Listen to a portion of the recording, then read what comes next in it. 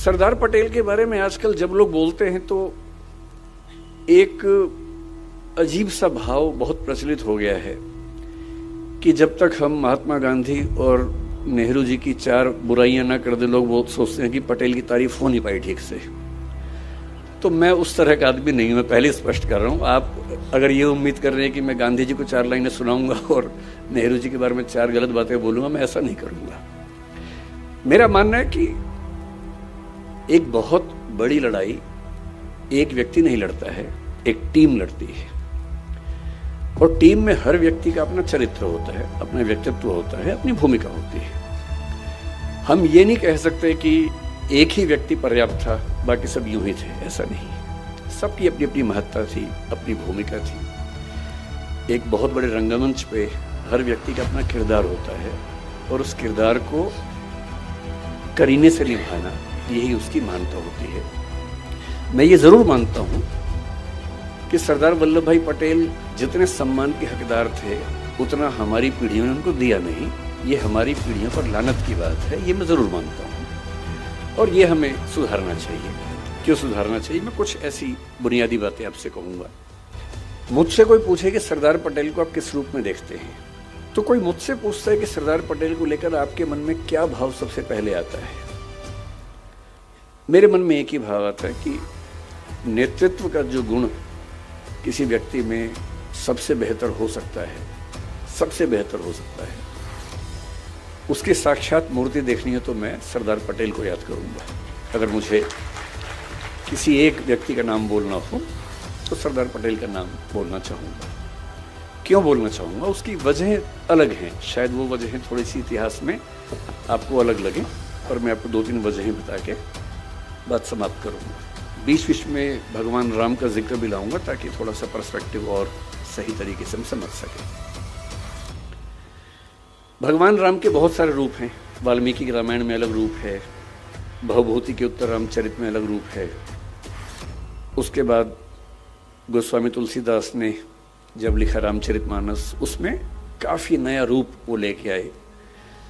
और जो अवतारी राम थे वो मर्यादा पुरुषोत्तम राम बनकर हमारे सामने है। और जिन राम को हम जानते हैं वो आमतौर पे गोस्वामी तुलसीदास ने जिस राम के चरित्र का निर्माण किया उनको हम ज्यादा जानते हैं। मैं हिंदी साहित्य का विद्यार्थी भी हूँ। हिंदी साहित्य में उसके बाद भी चीजें होती रही हैं। 20वीं सदी की शुरुआत में महात्मा गांधी के समय में ही मैथिली शरण गुप्त ने साकेत लिखा, उसमें राम का नया रूप सामने रखा, जिसमें वो प्रश्न कर रहे हैं, राम तुम ईश्वर हो मानव नहीं हो क्या, या राम तुम मानव हो ईश्वर नहीं हो क्या। और वो कह रहे हैं कि हे राम, इस देश को मत भूलना, राम तुम्हें यह देश न भूले, धाम धरा धन जाए भले ही, यह अपना उद्देश्य न भूले। और भगवान राम राष्ट्रभक्त नायक के रूप में उभरते हैं साकेत नाम की रचना में 20वीं सदी की शुरुआत में। फिर 1936 में हिंदी के सबसे बड़े कवि निराला राम की शक्ति पूजा एक कविता लिखते हैं। वहां फिर राम का एक नया चेहरा सामने आता है, बहुत ही उदात्त स्वरूप, सबलाइम स्वरूप, गरिमा से भरा व्यक्तित्व। फिर आज़ादी मिलने के बाद नरेश मेहता ने एक और पुस्तक लिखी, संशय की एक रात।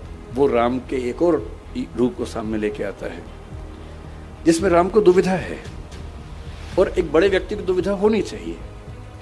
उनको दुविधा ये है कि सीता की मुक्ति तो मेरी निजी लड़ाई है, मेरी पत्नी का अपहरण हुआ तो लड़ना मेरा धर्म बनता है, लेकिन उस लड़ाई में मैं इस पूरे समाज को, पूरी सेना को झोंक दूं, ये उचित है या अनुचित है।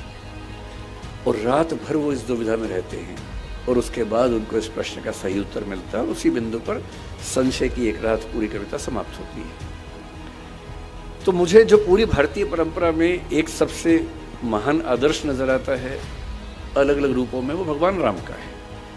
और मैं महसूस करता हूं कि जब हम पटेल को समझें और थोड़ा सा दोनों व्यक्तित्वों की तुलना करके समझें तो बात और गहरे से हम महसूस कर सकते हैं कि पटेल का पटेलत्व राम के रामत्व के कितना नजदीक है, इन दोनों में कितनी गहरी समानताएं हैं। एक प्रसंग से बात शुरू करते हैं जिस प्रसंग पर लोग नाराज रहते हैं, पर मैं यहाँ नाराजगी जाहिर करने नहीं आया हूँ। मैंने आपसे पहले ही कहा कि मैं ना नेहरू जी के बारे में एक गलत वाक्य बोलूंगा ना गांधी जी के बारे में बोलूंगा।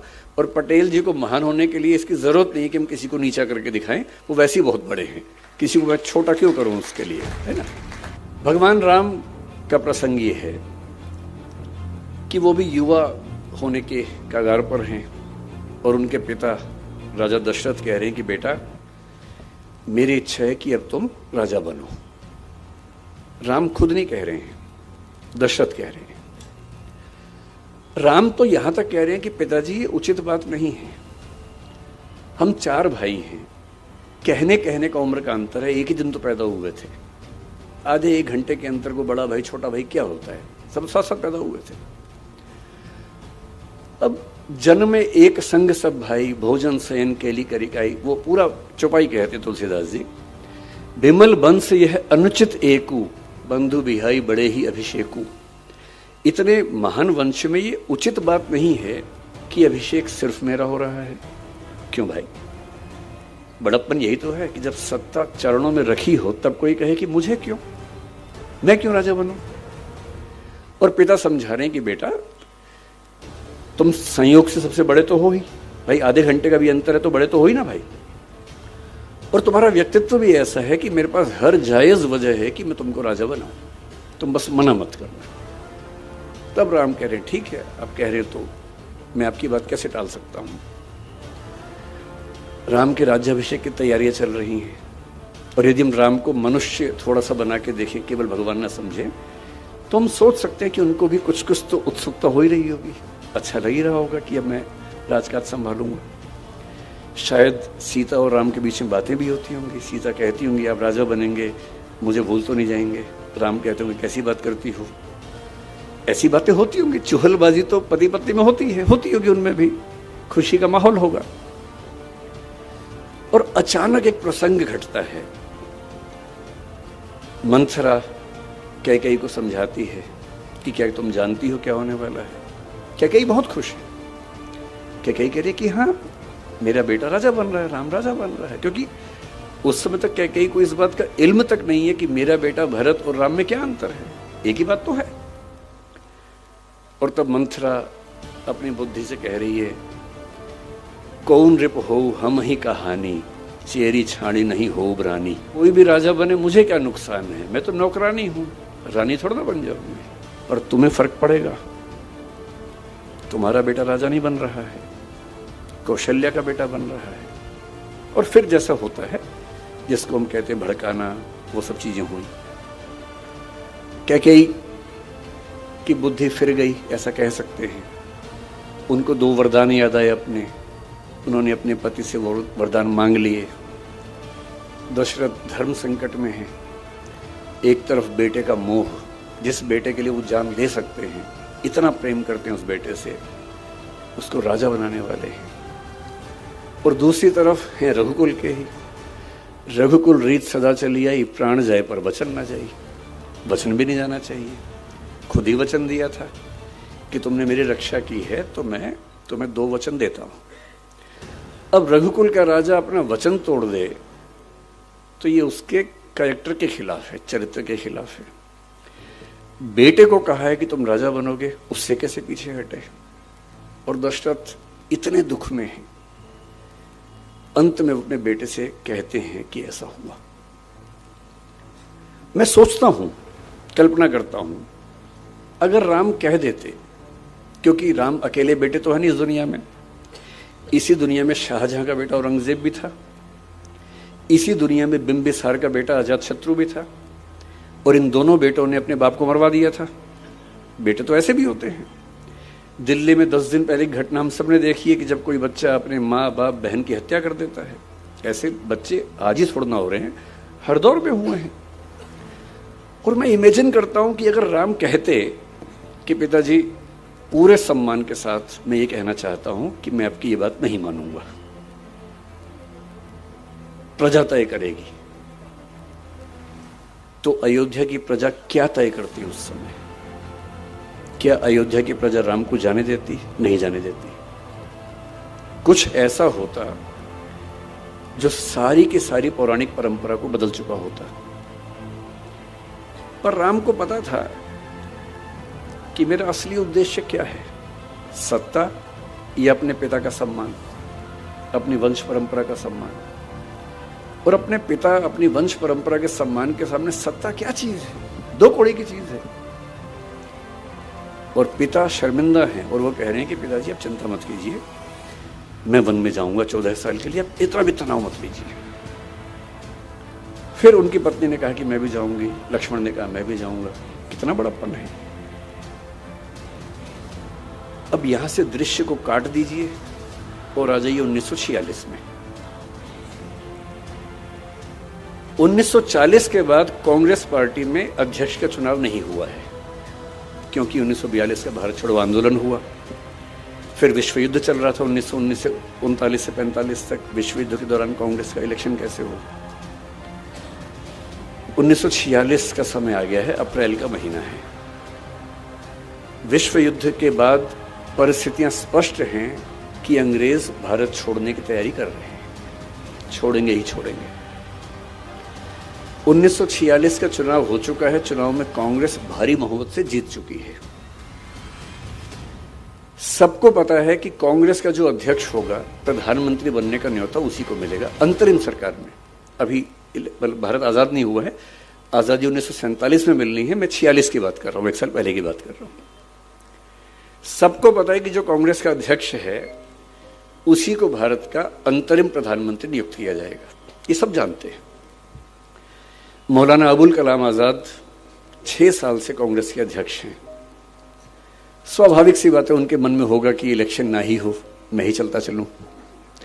उन्होंने ईमानदारी से अपनी आत्मकथा में लिखा भी है। उनकी मृत्यु के बाद 1959 में शायद आत्मकथा छपी उनकी, उसमें उन्होंने लिखा कि हाँ मेरे मन में ऐसा भाव था। तो इलेक्शन कांग्रेस का होगा, ये घोषणा हो गई। अप्रैल महीने के अंत तक फॉर्म भरने हैं, ये भी स्पष्ट हो गया। फॉर्म भरने का तरीका ये नहीं था कि आप उठे जाके फॉर्म भर दिया कि मैं बनूंगा अध्यक्ष।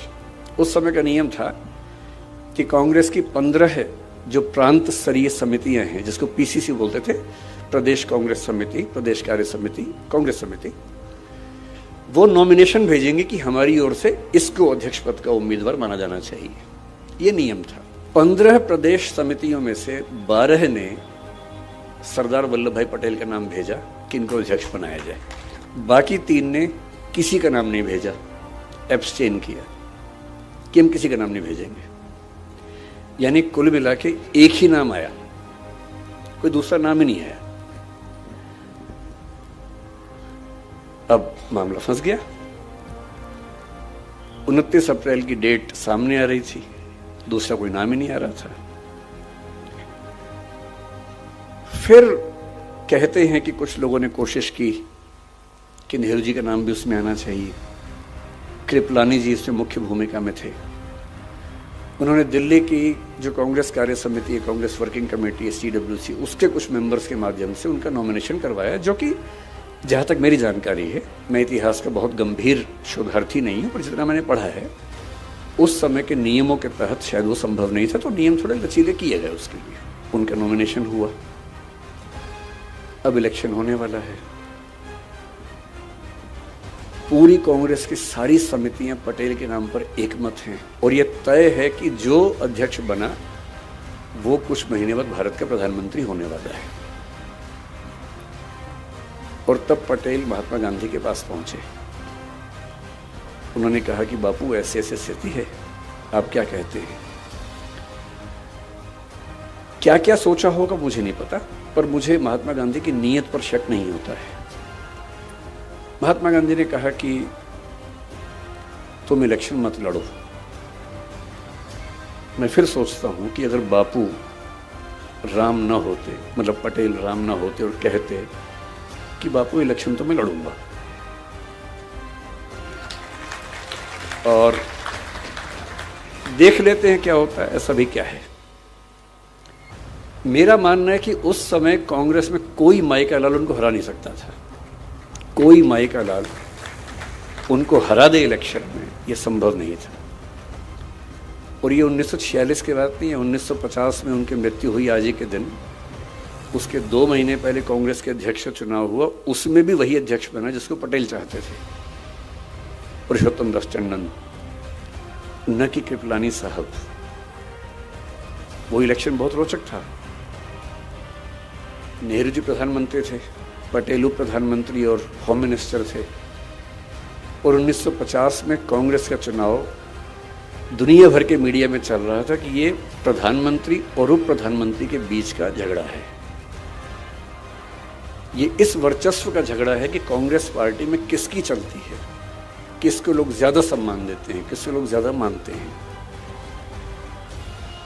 और जीते कौन? पुरुषोत्तम दास टंडन, जिनको पटेल जी का समर्थन हासिल था। मैं ये कहना चाह रहा हूं, मेरा उद्देश्य नेहरू जी को नीचा दिखाने का बिल्कुल नहीं। मेरा उद्देश्य ये बताना है कि कांग्रेस संगठन पर उनकी पकड़ कैसी थी, और वो अपनी मृत्यु के एक दिन पहले तक की बात कर रहा हूं। यदि वो उस समय कह देते कि मैं तो चुनाव लड़ूंगा,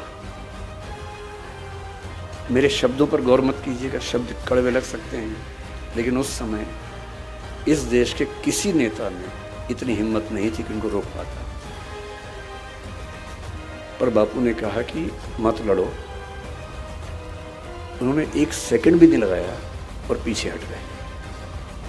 पूछा भी नहीं कि क्यों कह रहे हैं, जैसे राम ने दशरथ से पूछा भी नहीं था कि आप क्यों ऐसा सोच रहे हैं। आपने वचन दिया था मेरी माँ को, ठीक है, उन्होंने वचन मांग लिया, ठीक है। आपने कहा वनवास पे चले जाओ, ठीक है, पूछना क्या है इसमें, आपने कह दिया, हो गया। बापू आपने कहा है कि मैं पीछे हट जाऊं, कोई वजह रही होगी। हो सकता है ये वजह रही हो कि मैं 72 साल का हूं, आप 76 साल 77 साल के हैं, और नेहरू जी अभी 56 साल के हैं। हो सकता है आपके मन में ये हो कि कम से कम जो प्रधानमंत्री बने 10-15 साल कंटिन्यू कर सके। हो सकता है आपके मन में ये हो कि दुनिया भर के देशों में उनकी पहचान ज्यादा है। हो सकता है आपके मन में ये हो कि उनकी छवि लिबरल है, तो अल्पसंख्यक इनको देश में लेके चलना, भरोसा पैदा करना ठीक होगा।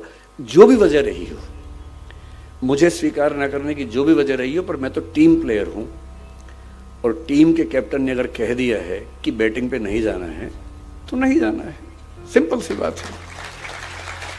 और इसलिए मुझे लगता है कि सबसे बड़ा खिलाड़ी वो है जो कप्तान की बात को, टीम के लक्ष्य को ध्यान रख के बड़ी से बड़ी बात को चुपचाप मान ले। 99 रन पे खेलते हुए कैप्टन अगर कह दे डिक्लेयर कर दो, तो पूछे नहीं कि 1 रन बनाने में क्या दिक्कत थी, डिक्लेयर कर दे। क्योंकि हमेशा ध्यान रखना है कि मेरे लक्ष्य से बड़ा देश का लक्ष्य है, पार्टी का लक्ष्य है। और मैं ये बात पुरजोर तरीके से कहना चाहता हूं कि इस देश में जितना बड़ा त्याग पटेल ने किया, उतना बड़ा त्याग शायद किसी ने नहीं किया। मतलब महात्मा गांधी तो उस रेस में थे ही नहीं, वो तो उस परंपरा में आ गए थे कि चूहों की दौड़ में क्या शामिल होना है वो तो उस मूड में आ गए थे। लेकिन जो लोग मंत्री बनने की प्रक्रिया में शामिल थे, अगर मैं उनकी बात करूं, भाई जिसके सामने थाली सजा के प्रधानमंत्री का पद रखा हो, और उनको ये अच्छे से पता था कि 1946 चल रहा है, संविधान बनते बनते 3-4-5 साल लगी जाएंगे, 1951-52 में पहली बार इलेक्शंस होंगे, पहला पीएम बनेगा, और तब मेरी उम्र अगर मैं रहा तो 77 के आसपास होगी, और 77 की उम्र में प्रधानमंत्री बनूंगा, इस इरादे से कोई चलता नहीं है। कम से कम यही नियति को शायद मंजूर भी था कि वो 75 के आसपास की उम्र में 1950 में दिसंबर महीने में उनकी मृत्यु हुई, और उनकी मृत्यु के 1 साल और कुछ महीनों के बाद इस देश के पहले चुनाव हुए। और इससे भी बड़ी बात क्या है, महात्मा गांधी थे, महात्मा गांधी ने कहा कि भाई देखो मैं कह रहा हूं पीछे हट जाओ, हट गए पीछे। दशरथ ने कहा कि बेटा ऐसा संकट है, राम पीछे हट गए। राम वन में हैं, और पता लगा कि दशरथ की मृत्यु हो गई है। अगर दशरथ की मृत्यु के बाद राम बोलते कि भाड़ में जाए दुनिया, मैं वापस आ रहा हूं, देखता हूं कौन मना करता है, कौन मना कर लेता। पर नहीं, मेरे पिताजी का वायदा था, वायदे के लिए मैं कुछ भी कर सकता हूं। मतलब एक बहुत प्रसिद्ध गजल का शेर है, जैसी एक लाइन है, मैं कुछ भी हूं पर एहसान फरामोश नहीं। मैं कुछ भी हो सकता हूं, एहसान फरामोशी नहीं कर सकता। अगर पिताजी को वचन दे दिया और पिताजी की मृत्यु हो गई तो भी वचन पूरा होगा। गांधी जी 1948 की जनवरी में इस दुनिया से चले गए थे। जिन गांधी जी के वचन का सम्मान था वो तो नहीं है। और पटेल 1950 के दिसंबर में गए, 22 महीने थे। और यदि वो उस समय ठान लेते कि अब तो गांधी जी हैं ही नहीं, अब कौन रोकेगा। पर वही बात है कि वचन दिया है तो दिया है, निभाना है तो निभाना है। और इसलिए किसी बड़े व्यक्ति की पहचान इससे नहीं होती कि उसने खेड़ा सत्याग्रह किया, बारडोली सत्याग्रह किया, वो तो किया, बड़ी बात है। पर सीखने की असली बात होती है चरित्र, किरदार, कि उस व्यक्ति के अंदर ऐसा क्या था। और पूरे स्वाधीनता संग्राम में शायद इतना बड़ा दिल, इतना बड़ा जिगर मुझे नहीं लगता किसी और के पास रहा होगा। ये उनकी पहली पहचान है। दूसरी बात, नेता बनना हमें लगता बहुत आसान काम है। मेरा मानना है कि इस दुनिया का सबसे मुश्किल प्रोफेशन नेतागिरी करना है, सबसे मुश्किल काम है। अच्छा, हम जब तक पॉलिटिक्स में नहीं जाते हमको लगता है कि मजाक चल रहा है, सब क्या है, ऐसे ही है, तो लूट जाते हैं, लूटते हैं, लुटेरे हैं, डाकू हैं, ये हैं, वो हैं। कहना बड़ा आसान होता है। एक बार इलेक्शन लड़के देखिए, तब समझ में आता है कि इलेक्शन क्या है, पॉलिटिक्स क्या है। मुझे आज से 7-8 साल पहले कई दोस्तों ने कहा कि तुम पॉलिटिक्स में चले जाओ, तो मेरा पहले मन था पॉलिटिक्स में जाने का। जब मैं कॉलेज में आया ही था तब तो एक ही मन था कि पॉलिटिक्स में ही जाना है। धीरे धीरे मुझे लगा नहीं, उतना अच्छा नहीं है, उससे अच्छा पढ़ना पढ़ाना ज़्यादा अच्छा है। पर मैंने एक प्रयोग करके देखा, जिस मोहल्ले में रहता था उस मोहल्ले का इलेक्शन लड़के मैं वहाँ का अध्यक्ष बन गया। एक ही दिन में इलेक्शन प्रचार के लोग मुझे सम्मान करते थे, सब जितवा दिया। उनको भी लगा कि फ्री में कार्यकर्ता मिल रहा है तो ठीक है, करवा लेते काम। तो फिर मैंने 1.5 साल काम भी किया और मैंने 1.5 साल में समझ लिया कि बहुत ही टेढ़ी खीर है। लोगों की वैध अवैध उम्मीदें जो कभी खत्म होती ही नहीं, उन सबको पूरा करने की नैतिक जिम्मेदारी। वेतन आपको मिलना है नहीं वहां से, मतलब जिस पद पर मैं था कम से कम वहां तो वेतन भी नहीं मिलता है। ऊपर से आप कितने भी ईमानदार हों, कीचड़ उछलना ही उछलना है। आप अपनी जेब से पैसा खर्च करके कुछ बनवा देंगे तो भी क्या कहा जाएगा, जरूर कहीं से कमीशन मिल रहा होगा। इतनी गालियां, इतनी आलोचनाएं। इसीलिए कहते हैं कि स्टील की नर्व्स हों तो ही पॉलिटिक्स में आना चाहिए। चमड़ी बहुत मोटी हो, खाल बहुत मोटी हो तो ही पॉलिटिक्स में आना चाहिए, वरना नहीं आना चाहिए। बहुत मुश्किल होता है। मैं तो कल्पना करता हूं कि अगर कभी राहुल गांधी या अरविंद केजरीवाल अखबार पढ़ लें या सोशल मीडिया पर चले जाएं और देख लें कि इंस्टाग्राम पे, यूट्यूब पे उनके बारे में क्या क्या चल रहा है, या व्हाट्सएप देख लें एक दिन, मतलब किसी बीजेपी वाले का व्हाट्सएप किसी दिन राहुल गांधी के हाथ में पड़ जाए एक दिन के लिए, और उसमें देखें कि उनको कहाँ कहाँ से क्लिप काट काट के कैसे जोकर साबित किया हुआ है, कितना सदमा होता होगा। हमें तो 4 लोग बुरा बोलते हैं, नींद नहीं आती रात को। आपको पता लगे कि 150 करोड़ की आबादी में से आधी आपके बारे में ऐसा बोल रही है, तो उसके बाद कहाँ सो पाएंगे, क्या नींद आएगी आपको। बहुत मुश्किल है। इसलिए मेरे मन में तो नेताओं को लेकर अगाध श्रद्धा है, अगाध सम्मान है कि जितना ये झेलते हैं उतना दुनिया में कोई नहीं झेलता है। पूरी दुनिया जो आती है मजाक बना के चली जाती है, जिसका मन करता है वीडियो बना देता है इनके बारे में। मतलब पब्लिक प्रॉपर्टी है कि जो आएगा थूक देगा, जो आएगा एक लगा के चला जाएगा। इतना झेलना कोई मजाक थोड़ा ना होता है। इसके लिए चाहिए कि ऐसा व्यक्तित्व कि आप अपनी भावनाओं पर इतना कंट्रोल करना जानते हो कि आपको क्लियर रहे कि मुझे इन भावनाओं में बहना नहीं है, बल्कि अपना उद्देश्य ध्यान रखना है। ये सब तो लगा रहेगा। और जब आप लोक जीवन में है तो निंदाएं तो होती हैं, आलोचनाएं होती हैं, झेलनी पड़ेंगी, आदत डालनी पड़ेगी। और या फिर हम तुलसीदास जी की तरह इस बात पर सीधे आ जाएं, हानि लाभ जीवन मरण जस अपजस विधि हाथ, कि हानि होगी या लाभ होगा, जिएंगे या मरेंगे, यश होगा या अपयश होगा, ये नियति के हाथ में है, मेरे हाथ में नहीं है। तो अपयश हो रहा है तो हो रहा है, कभी यश भी हो जाएगा, ऐसा क्या है। पर ये कहना बड़ा आसान है, इसको जीना बहुत मुश्किल है। कहना तो बहुत आसान है, मैंने कहा, आपने सुना, तालियां बज गई, मजा आ गया। पर जब अपयश होता है ना, तब ये याद नहीं आता है। उस समय तो दिल की धड़कनें बढ़ जाती हैं, बीपी बढ़ने लगता है, बेचैनी होती है, एंग्जाइटी होती है, नींद नहीं आती है, और पता नहीं क्या क्या होता है। राम की स्थिति सोच के देखिए, बार बार राम का जिक्र कर रहा हूं पटेल जी को समझाने के लिए। राम वन के अंदर हैं और सीता जी ने कहा कि मुझे हिरण चाहिए, मैंने स्वर्णिक हिरण देखा है। वो उस समय शायद नहीं समझ पाए कि ये एक जाल है। वो और लक्ष्मण जा रहे हैं, लक्ष्मण ने रेखा खींची है, पर जैसा कि नियति है उसमें उनका अपहरण हो जाता है, रावण आके अपहरण करता है और राम वापस आए हैं। तुलसीदास जी के यहां राम अपनी पत्नी से इतना प्रेम करते हैं। देखिए, ये जो भगवान राम है, भगवान कृष्ण है, ये एक जैसे नहीं है। वाल्मीकि के यहाँ इनका व्यक्तित्व अलग है, भवभूति के यहाँ अलग है, तुलसीदास जी के यहाँ अलग है, निराला के यहाँ अलग है, क्योंकि कवि अपने समय के हिसाब से अपने आराध्य के व्यक्तित्व को भी बदलता है और अच्छा बनाता है। तुलसीदास जी के राम अपनी पत्नी से इतनी मोहब्बत करते हैं, इतना प्रेम करते हैं, मतलब इतना मजबूत व्यक्ति जो पिता के कहने पर बिना एक सेकंड लगाए सत्ता छोड़ दे और उसकी आंख में आंसू तक ना आए। कोई आंसू नहीं है, कुछ नहीं है, 2 कौड़ी की चीजें छोड़ दी, उसमें ऐसा क्या है। और वन में अकेले हैं, केवल एक भाई के साथ, ना सेना है, ना हाथी है, ना घोड़े हैं, ना कुछ है, और पत्नी का अपहरण हो गया है।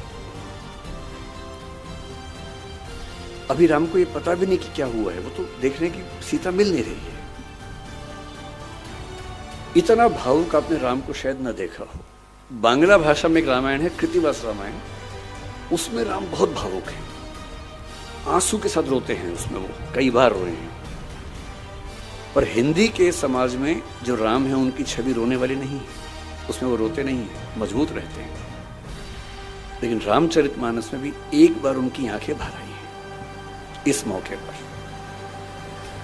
इतने परेशान हैं, कोई मिल नहीं रहा, किससे पूछें जंगल में, और अंत में पक्षियों से पूछ रहे हैं, हे खग मृग, हे मधुकर श्रेणी, हे पक्षी, हे हिरण, हे मधुकरों की पंक्ति, हे भंवरों की पंक्ति, तुम देखी सीता मृग नयनी, क्या तुमने देखा है सीता को जिसकी आंखें मृग जैसी हैं। ये भगवान राम हैं। इतना मजबूत व्यक्ति जो सत्ता जाने पर 1 सेकंड को हिल तक नहीं रहा है, जिसको सत्ता का लोभ है ही नहीं, जब उसकी पत्नी उसको नहीं मिल रही है तो भावनाओं में बहकर पक्षियों से, हिरणों से, भंवरों से पूछ रहे हैं कि क्या तुमने सीता को देखा है। और फिर थोड़ी देर बाद पता लगता है जटायु से कि दुनिया के सबसे ताकतवर राजा ने उसका अपहरण किया है। वो राजा जिसको भगवान शिव का वरदान हासिल है, वो राजा जिसका बेटा मेघनाद इंद्र को हरा चुका है, उस राजा ने इनकी पत्नी का अपहरण किया है। और ये जंगल में है, वनवास के नियम के तहत अयोध्या की सेना को भी नहीं बुला सकते हैं। उस राजा से समुद्र पार करके लड़ना है, बिना सेना के लड़ना है, और नहीं लड़ेंगे तो सीता की मुक्ति कैसे होगी। 1908 में आ जाइए। पटेल का विवाह थोड़ा जल्दी उम्र में हुआ, जैसा कि उस दौर में होता था, सबका ही होता था, तो उनका भी हो गया था। बहुत जिक्र नहीं मिलता, लेकिन ऐसा माना जाता है कि वो अपनी पत्नी से बहुत प्रेम करते थे, सम्मान भी करते थे। उनकी पत्नी को तबीयत खराब हुई, कुछ इन्फेक्शन हुआ, मुंबई लेके गए 1908 में। कामा अस्पताल वहां का अच्छा बड़ा अस्पताल था, वहां उनका एडमिशन हुआ। डॉक्टर ने कहा कुछ दिन दवाइयां देंगे, ठीक हो जाएंगी तो सर्जरी करनी पड़ सकती है, लेकिन कुछ दिन दवाइयों पे चलेगा। दवाइयां होने लगी, कुछ ठीक होने लगी।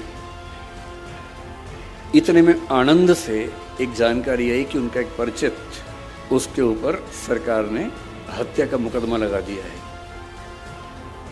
और उसने कहा कि आप, क्योंकि पटेल इंग्लैंड से पढ़ के आए बैरिस्टर थे, कोई मजाक तो था नहीं, उनकी तूती बोलती थी अपनी वकालत में।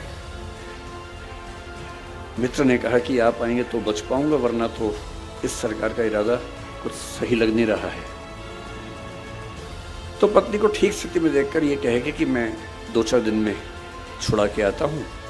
आनंद आ गए वापस। संयोग से उसके 1-2 दिन के बाद डॉक्टर्स ने पाया कि आज स्थितियां ठीक हैं, सारे जो पैरामीटर से ठीक हैं, आज ही सर्जरी करना ठीक रहेगा। तो सर्जरी कर दी, उनकी एब्सेंस में कर दी। और शाम को तार भेजा कि ऑपरेशन हो गया है, आपकी पत्नी ठीक है। तो इनको भी सुकून था। अगले दिन भी कोर्ट में तारीख लगी हुई थी उस मुवक्किल को बचाने की। अगले दिन ये अदालत में केस लड़ रहे हैं, अपने मुवक्किल को बचाने का प्रयास कर रहे हैं। और ठीक उस समय उनकी पत्नी की तबीयत अचानक बिगड़ी और देहांत हो गया, मृत्यु हो गई। 33-34 की उम्र थी उस समय सरदार पटेल की। उतनी सी उम्र में उनकी पत्नी की मृत्यु हो गई।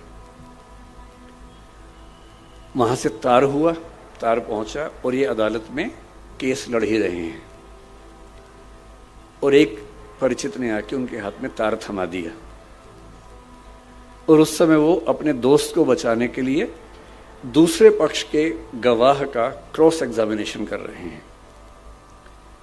तार पढ़ा, तार में लिखा है कि आपकी पत्नी की मृत्यु हो गई है। लगभग वही स्थिति है।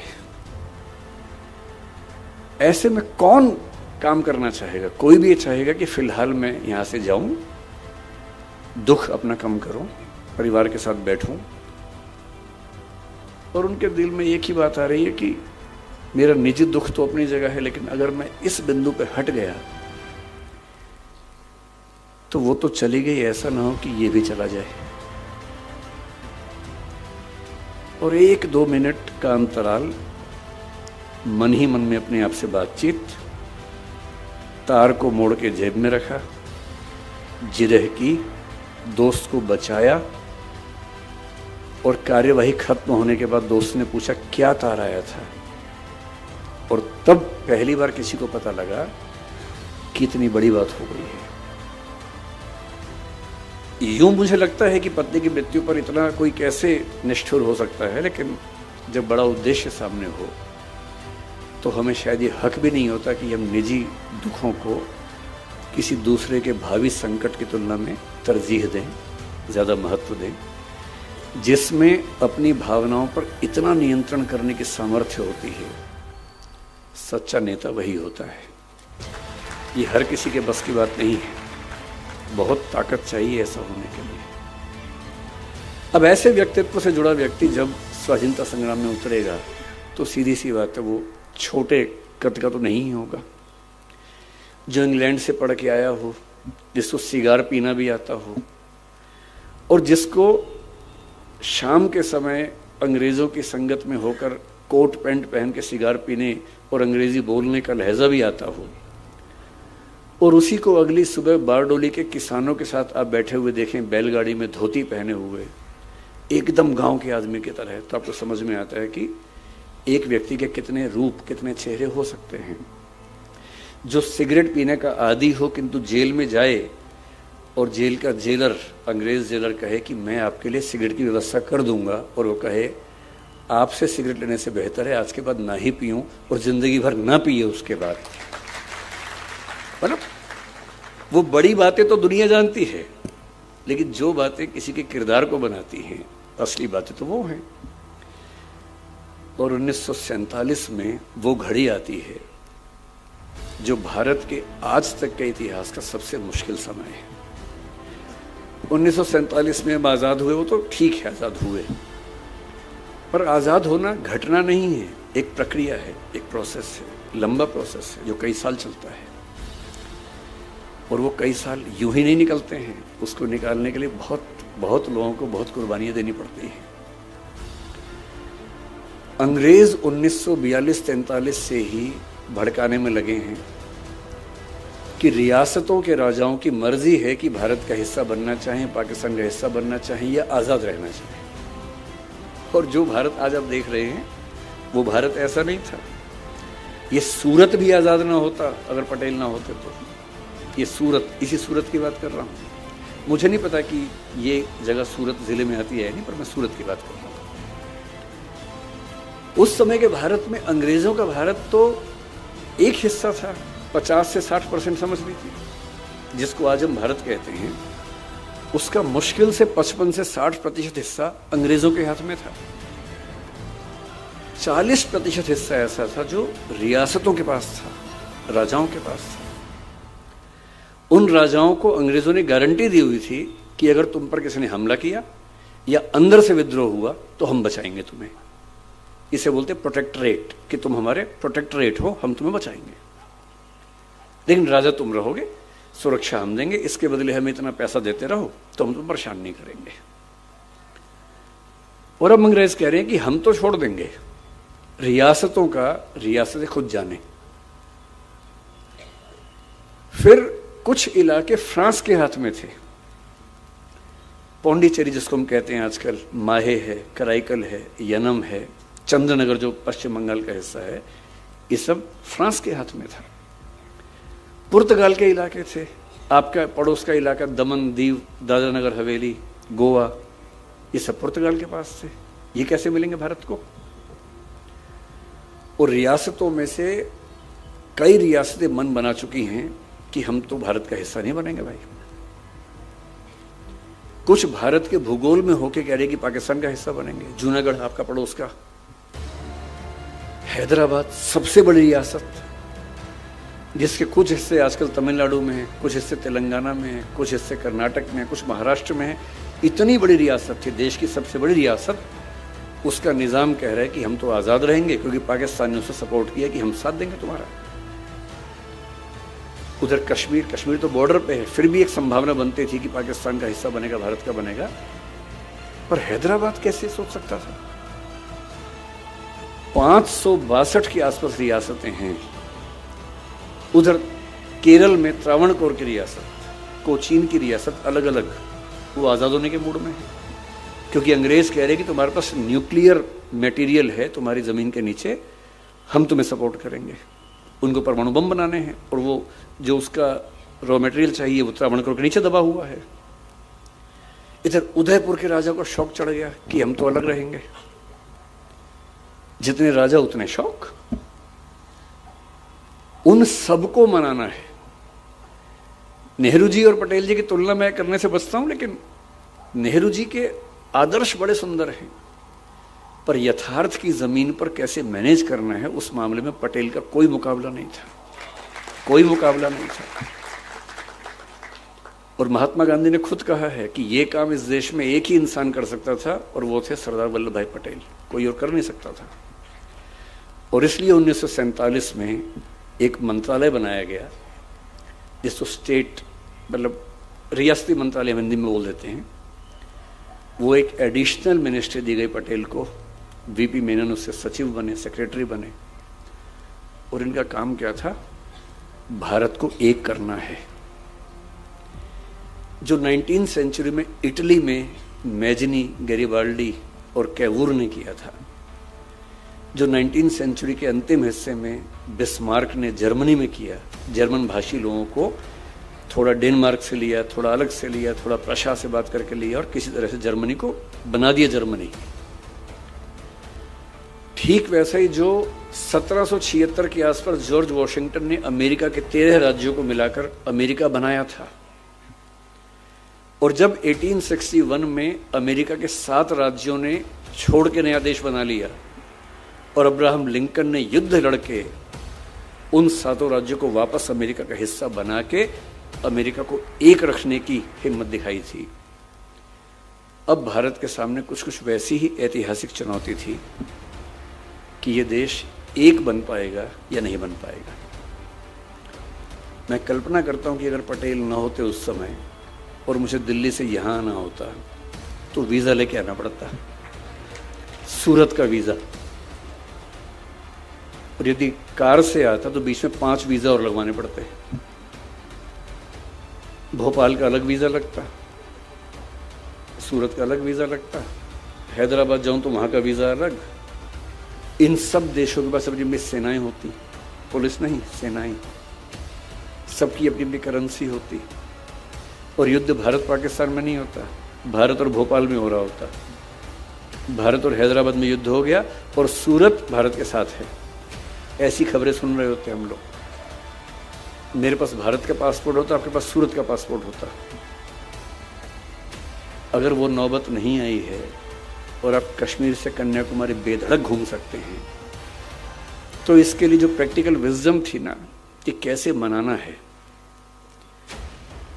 प्यार से मनाना है, चाबुक भी रखना है साथ में, लेकिन मनाना प्यार से है। अलग अलग राजा को अलग अलग प्रपोजल देके, प्रलोभन देके, डॉक्यूमेंट अलग अलग बना के जोड़ना है। बड़े राजाओं को ये ना लगे कि छोटे राजा के बराबर कैसे मान लिया हमें, तो उनको संविधान में प्रमुख पद राज्य प्रमुख का अलग से बना के देना है, वो सब करना है।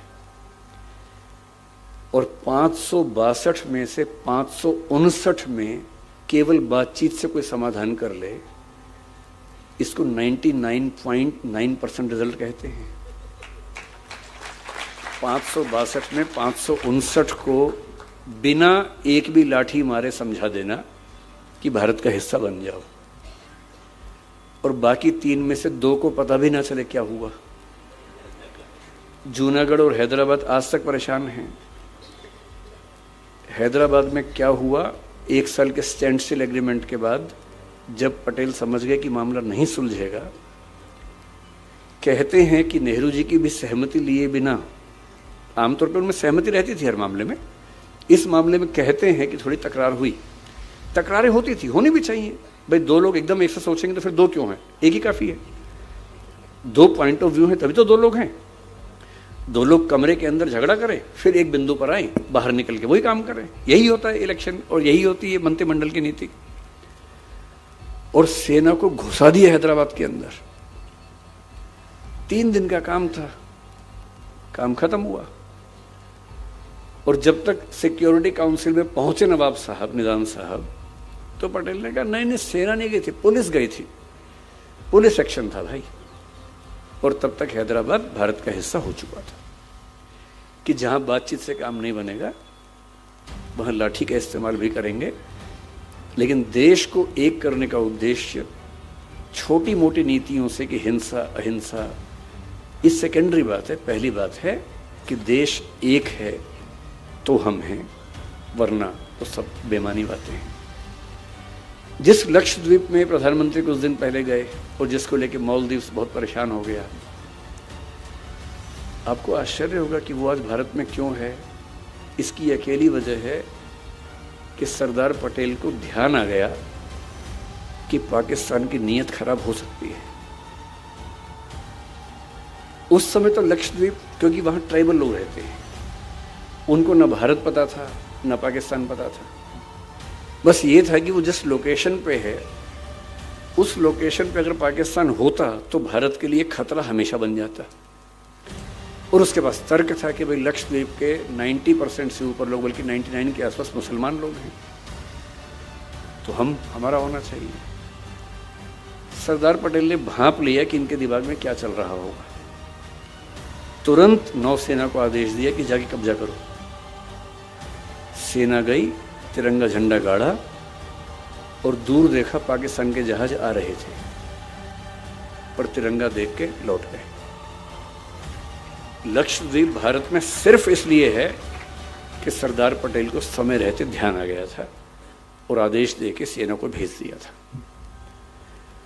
और जब देश आज़ाद हुआ, उनका अंतिम कंट्रीब्यूशन, क्योंकि जब मुझे आमंत्रित किया गया तो मन संचालक करण नाम आपका है ना, करण जी ने कहा कि सिविल सेवाओं में सरदार पटेल की बहुत बड़ी भूमिका है और आज एक सिविल सेवक खुद आए हैं तो उस पर बात होनी चाहिए।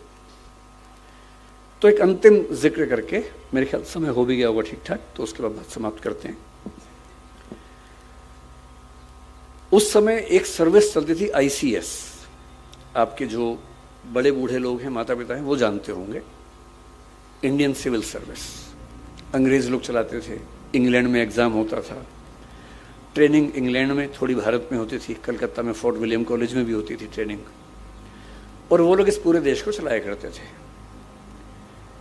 ऐसे ही एक ब्रिटिश सिविल सेवक से पटेल का पहला झगड़ा अहमदाबाद म्यूनिसिपैलिटी में संभवतः हुआ था, और उनको समझ में आ गया था कि सिविल सेवाओं को हैंडल किए बिना ये देश चल नहीं पाएगा।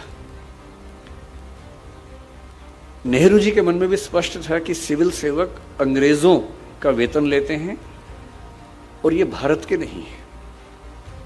जो अंग्रेज हैं वो तो हैं ही, जो भारत के लोग सिविल सेवक हैं वो भी भारतीय नहीं है, दिमाग से अंग्रेज लोग हैं।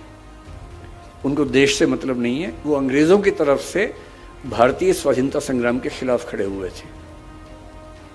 यही बात पुलिस के लिए थी, जिसको आज आईपीएस बोलते हैं, उस समय उसको आईपी बोलते थे, इंडियन पुलिस। आजादी जैसे जैसे पास आ रही थी, सारे कांग्रेस के नेता, नेहरू जी खास तौर पर, इस आईसीएस और कुछ हद तक आईपी को लेकर बहुत नेगेटिव मानसिकता से भरे हुए थे कि ये लोग देश को चला नहीं पाएंगे, इनको हटाना बहुत जरूरी है। शुरू में पटेल भी ऐसा सोचते थे, विशेष रूप से गोरे सिविल सेवकों को लेकर जो विदेश से आए थे। पर मैंने कहा ना कि पटेल के अंदर एक खास बुद्धि थी जो यथार्थ समस्याओं का यथार्थ समाधान ढूंढ पाती थी। हवाई बात करना बहुत आसान होता है, लेकिन प्रैक्टिकल सिचुएशन में जाके चीज को हैंडल करना, समाधान करना, उसके लिए अलग स्किल्स चाहिए होती। पटेल होम मिनिस्टर थे, देश संभालना उनको था। पाकिस्तान बनने का फैसला हो गया था, बहुत सारे मुसलमान यहां से पाकिस्तान जा रहे हैं, बहुत सारे हिंदू पाकिस्तान से भारत आ रहे हैं। ये वेस्ट पाकिस्तान में भी हो रहा है, ईस्ट पाकिस्तान में भी हो रहा है। ईस्ट पाकिस्तान जिसको बांग्लादेश कहते हैं, उसमें भी हो रहा है। और बार बार उस समय तो खबरें जानने का बहुत कम साधन थे, और ऐसी अफवाहें बार बार उड़ रही हैं कि यहाँ इतने मुसलमान मार दिए गए, यहाँ इतने हिंदू मार दिए गए, और एक अफवाह उड़ते ही दंगा शुरू होता था, हजारों लोग मर जाते थे क्योंकि अफवाह उड़ गई है। उन अफवाहों के बीच में देश के हर नागरिक को सुरक्षित रखना, भारत के मुसलमानों को, सिखों को, यहूदियों को, पारसियों को, जैनों को ये विश्वास दिलाना कि आप भारत में सुरक्षित हैं, ये होम मिनिस्टर की जिम्मेदारी है। और होम मिनिस्टर ये कैसे करेगा? जब तक उसके पास ऐसे प्रशासक ना हो जिनको एक जिला संभालना आता हो, एक राज्य संभालना आता हो, जिन्होंने पिछले 20-30 साल तक यही काम किया हो। 40% के आसपास सिविल सेवक उस समय जा चुके हैं वापस इंग्लैंड, आधे सिविल सेवक बचे हुए हैं। जो एक जिला संभाल सकता है वो 3-3 जिलों का इलाका संभाल रहा है, और ऊपर से रोज कांग्रेस की गालियां खा रहा है कि ये देशद्रोही लोग हैं। और पटेल साफ साफ देख रहे हैं कि अगर ये लोग हट गए, उन्होंने कहा कांग्रेस के लोगों से कि अगर आपको लगता है कि कांग्रेस से स्वयं सेवक जिले चला लेंगे तो चलवा के देख लीजिए, एक तो चलवा के देखिए पहले। ये मजाक नहीं है प्रशासन चलाना। जिनको 20-30 साल का अनुभव है वो नहीं संभाल पा रहे हैं, और आप चलवाएंगे इन स्वयं सेवकों से। संविधान सभा की बैठक चल रही है, all India services, IAS, IPS पर बात चल रही है। 9 सर्विसेज में से 7 को हटाने की सहमति बन चुकी है। ऑल इंडिया सर्विस का मतलब ये होता है वो सर्विस जो केंद्र सिलेक्शन करता है और राज्यों में लोग काम करते हैं। जो बात पटेल ने कही थी, मैं भी आपसे कह रहा हूं, पाकिस्तान एक देश नहीं बचा है, वो पाकिस्तान है और बांग्लादेश है। कुछ भरोसा नहीं कि बलूचिस्तान भी हो जाए। युगोस्लाविया के 6 देश बन चुके हैं, चेकोस्लोवाकिया के 2 टुकड़े हो चुके हैं, यूएसएसआर के 15 हिस्से हो चुके हैं, और ये सब कुछ पिछले 50 से 100 साल में हुआ है। भारत एक ही है अब तक। जो सिक्किम भारत में नहीं था वो सिक्किम भारत में आ गया है, उसमें इंदिरा गांधी की बड़ी भूमिका थी, उनका सम्मान करना चाहिए हमें। नागालैंड आजादी के समय से ही भारत से अलग होने का प्रयास कर रहा था, नाराज था, आज तक भारत में बना हुआ है। मेघालय में, मिजोरम में बहुत विवाद हुए, पर भारत में है। केरल, तमिलनाडु में भी कभी कभी छोटे मोटे विवाद हुए, पर भारत में ही है। और इन सब के भारत में होने के पीछे ना कोई नारा काम करता है, ना बड़ी बड़ी बातें काम आती हैं। जो चीज़ सबसे ज़्यादा काम आती है वो है all India services, IAS, IPS, और बाद में एक IFS बनी जिसको हम फॉरेस्ट सर्विस, वन सेवा कहते हैं। क्यों? क्योंकि आपको central service, state service, all India service का अंतर शायद ना पता हो। सेंट्रल सर्विस केंद्र की सेवा है, केंद्र के काम, केंद्र के लोग केंद्र का ही काम करेंगे। राज्य की सेवा, स्टेट सर्विस, स्टेट की सर्विस है। राज्य सिलेक्शन करेगा, राज्य ट्रेनिंग देगा, राज्य नौकरी पर रहेगा, ट्रांसफर करेगा, पोस्टिंग करेगा, रिटायरमेंट होगी, पेंशन देगा, सब कुछ राज्य करेगा। राज्य चाहते थे कि केंद्र के लोग हम पे दखल ना दें। पटेल देख पा रहे थे कि अगर केंद्र का कंट्रोल नहीं हुआ तो ये राज्य भारत में रहेंगे ही नहीं। और उन्होंने दुनिया का सबसे अनूठा कॉन्सेप्ट दिया, ऑल इंडिया सर्विस, जो दुनिया के किसी और देश में नहीं है, केवल भारत में है। और वो कॉन्सेप्ट क्या है? IAS और IPS। पहले 9 सर्विसेज थी, 7 तो चलेगी, 2 बची। IAS और IPS सिलेक्शन केंद्र करेगा, ट्रेनिंग केंद्र करवाएगा, मसूरी और हैदराबाद में। उनकी पोस्टिंग राज्य में होगी। हर राज्य में 2/3 IAS और IPS अन्य राज्यों के होंगे, उस राज्य के नहीं होंगे। किसी भी राज्य में 1/3 से ज्यादा होम कार्डर के लोग नहीं हो सकते हैं, 2/3 बाहर के ही होंगे। और किसी भी राज्य के प्रशासन के सारे ऊंचे पद, डिस्ट्रिक्ट कलेक्टर या जिसको आप DC कहते होंगे, या जो भी नाम, या कलेक्टर चलता होगा, जो भी चलता होगा, कहीं DM बोलते हैं, कहीं कलेक्टर बोलते हैं, कहीं DC बोलते हैं। बात है कि जिले का हेड जो होता है, जिले का हेड, जिले का पुलिस का हेड SP, और उनसे ऊपर के प्रशासन और पुलिस के सारे पद केवल IAS और IPS के पास होते हैं, लगभग 90% से ऊपर। अगर भारत एक है तो इसलिए है कि चाहे नागालैंड हो, मैं किसी राज्य के बारे में गलत नहीं बोलना चाह रहा हूँ, सारे राज्य भारत के उतने ही हिस्से हैं जितने हम लोग हैं, पर जहां जहां आंदोलन हुए, मैं इसलिए कह रहा हूं, चाहे जम्मू कश्मीर हो, चाहे नागालैंड हो, चाहे कोई भी राज्य हो, उस राज्य के प्रशासन के और पुलिस के सबसे ऊंचे पदों पर बैठे हुए हर 3 में से 2 अन्य राज्यों के लोग हैं। और उनके होते हुए उस राज्य के नेता बहक भी जाएं तो भी प्रशासन देश के हित में रहता है। और अगर इतनी गहरी सोच उस समय पटेल ना लाते, हालांकि ये सोच कुछ मात्रा में पहले से आ रही थी, अंग्रेज भी ला रहे थे, लेकिन संविधान सभा अड़ी हुई थी कि ICS को नहीं चलने देना है। ऑल इंडिया सर्विस को लेकर राज्य अड़े हुए थे कि हम केंद्र का नियंत्रण अपने ऊपर नहीं चाहते हैं। संविधान सभा में पटेल साहब के भाषण से पहले तक माहौल ये था कि नहीं चलेगा।